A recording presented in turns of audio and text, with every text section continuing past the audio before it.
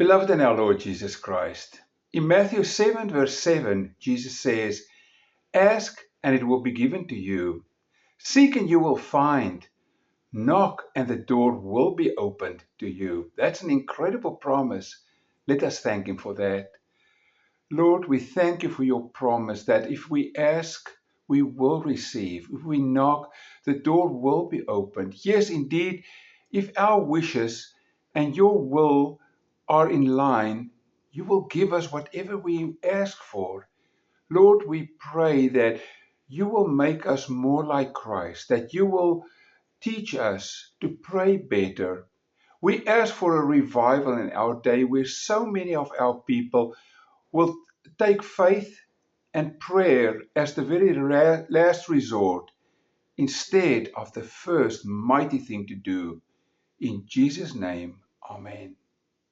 Luke 22, verse 39 following verses. Jesus went out as usual to the Mount of Olives, and his disciples followed him. On reaching the place, he said to them, "Pray that you will not fall into temptation." He withdrew about a stone's throw beyond them, knelt down and prayed, "Father, if you are willing, take this cup from me, yet not my will, but yours be done." An angel from heaven appeared to him to strengthen him. And being in anguish, he prayed more earnestly, and his sweat was like drops of blood falling on the ground. When he rose from prayer and went back to the disciples, he found them asleep, exhausted from sorrow. "Why are you sleeping?" he asked them. "Get up and pray so that you will not fall into temptation." While he was still speaking, a crowd came up, and a man who was called Judas, one of the 12, was leading them. He approached Jesus to kiss him, but Jesus asked him, "Judas, are you betraying the Son of Man with a kiss?" What did Jesus say to his disciple in their hour of anguish? Did he say, "Be strong"? Did he ask them to do miracles and to prove their love for him by the good works they are doing?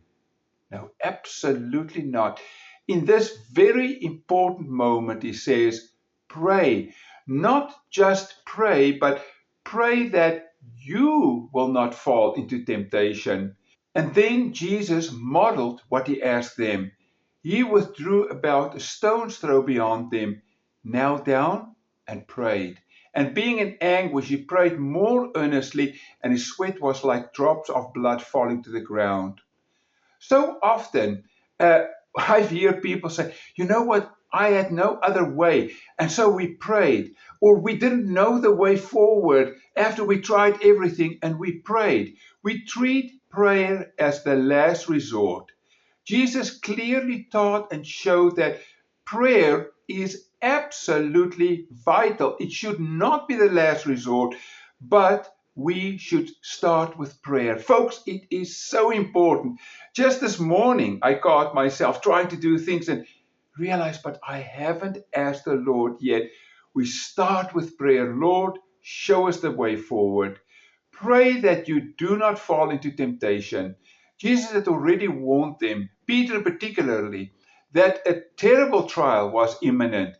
Jesus is incredible, considerate. His heart is so incredibly big. Even during this night of bitter woe, he knows the cross is coming. Incredible pressure on him. Fear. He cares for others. His heart goes out to them. But his warning, as well as his imploring to pray, went unheeded. As I say, we should pray. We should still pray because God wants to be part of every day of every life. And did they ever fall? Judas betrayed him. Peter denied Jesus. Every one of the rest ran away that night. It could have been so different if they prayed not to fall into temptation. Jesus warns each one of us, pray that you do not fall into temptation. We should take heed of that. What did Jesus do when anguish overcame him? He talked with the Father. Verse 41. he withdrew about a stone's throw beyond them, knelt down and prayed, Father, if you are willing, take this cup from me. Let your will be done, not mine. An angel of heaven appears to him and strengthens him. And being in anguish, he prayed even more earnestly, and his sweat was like drops of blood falling to the ground. Jesus knew that the cross was just ahead. Incredible torturing pain is coming. Actually, it was so bad that when people had to coin a word to say what is the worst pain you can have, guess what they say? Excruciating, out of the cross, because there's nothing more painful than that. He knew it's coming, and so he prays. Prayer is not his last resort. Prayer is his first reaction. An incredible lesson for us. And yes, prayer yields results. Maybe not exactly like Christ asked, but cross death was not taken away from him, neither our troubles at many times. The Father, though, listens. Listen to this. An angel from heaven appeared to him and strengthened him.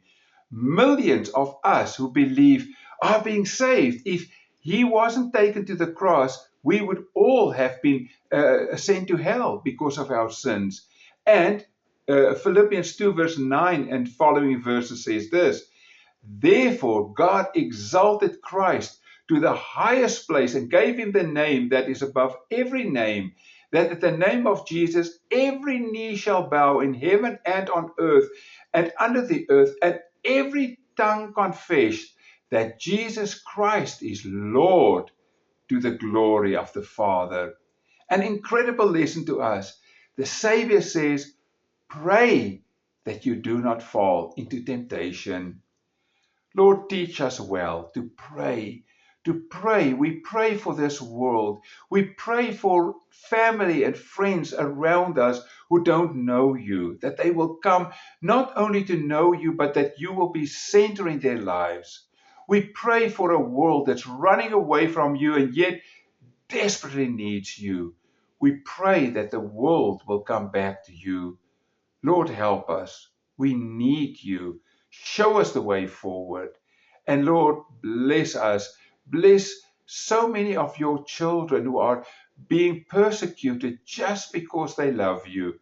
We pray for them. We pray for those who are suffering from all kinds of cancers and all kinds of illnesses, and ask for your intervention. Thank you for your grace, Lord. Amen. And now, friends, may the grace of the Lord Jesus Christ, the love of God the Father, and the fellowship of the Holy Spirit be with you all. Amen.